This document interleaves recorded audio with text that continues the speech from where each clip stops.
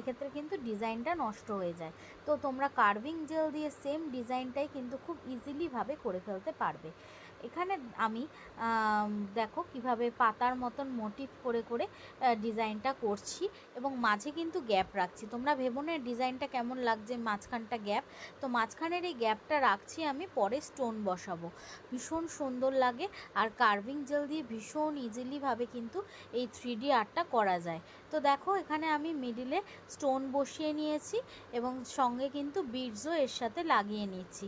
আর তোমাদের আগেও বলেছি স্টোন আমি জেল দিয়ে বসাই, হার্ড জেল দিয়ে, তোমরা স্টোন গ্লু দিয়েও বসাতে পারো।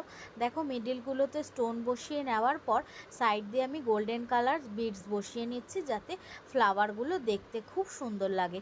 তোমাদের এই আর্টটা কেমন লাগলো অবশ্যই তোমরা জানিও। নেক্সট ভিডিওর জন্য অবশ্যই অপেক্ষা করো।